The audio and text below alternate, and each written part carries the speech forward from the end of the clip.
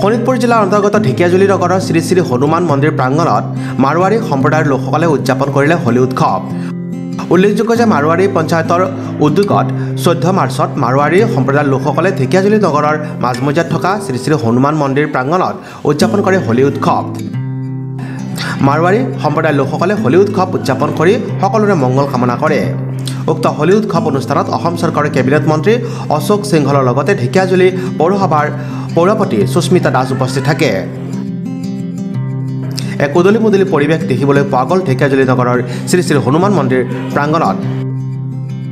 আজিৰ দিন আনন্দ উৎসৱৰ দিন ঢেকিয়াজুলি মাৰোৱাৰী পঞ্চায়ত আৰু হনুমান মন্দিৰ প্ৰাংগণত আজি আমি 5 দিনীয়া প্ৰগ্ৰামৰে হোলী প্ৰগ্ৰাম কৰি আহি আছোঁ। আজি আমাৰ লাষ্ট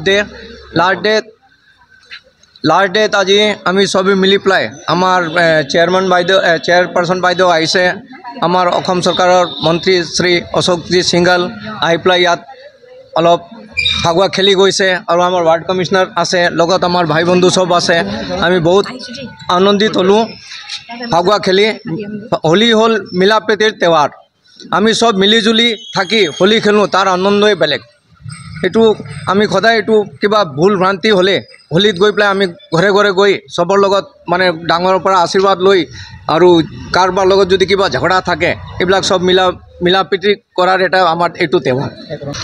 সবকে পোনপ্ৰথমে মই হোলীৰ শুভেচ্ছা জনাইছোঁ আৰু হনুমান মন্দিৰৰ প্ৰাংগণত আয়োজন কৰা হোলীৰ দৌল উৎসৱত আজি আমি সকলোৱে আহিছোঁ আৰু আমাৰ স্থানীয় বিধায়ক আৰু আমাৰ অসম চৰকাৰৰ মন্ত্ৰী অশোক সিংহল ছাৰো আমাৰ ইয়াত আহিছিলে। সকলোকে হোলীৰ শুভেচ্ছা জনাইছে ছাৰো আৰু আমি সকলোকে হোলীৰ শুভেচ্ছা জনাই আজি আমি দিনটো ভালদৰে সবে উপভোগ কৰিম বুলি আশা ৰাখিছোঁ।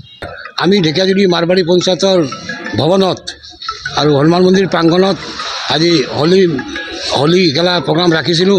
তাত আমাৰ স্থানীয় বিধায়ক আৰু অসম চৰকাৰৰ মন্ত্ৰীগৰাকীও আহিছে আৰু চেয়াৰমেন আছে, বিভিন্ন ৱাৰ্ডবিলাকৰ চেয়াৰমেন আছে।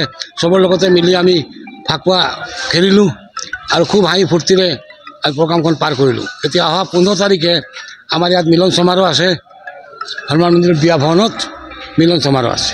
এই আৰু বেছি নকওঁ, এই সকলোৱে মিলা প্ৰীতি আমি সকলো জাতি ধৰ্ম নিৰ্বিশেষে আমি সবে মিলি ফাকুৱা খেলিলোঁ।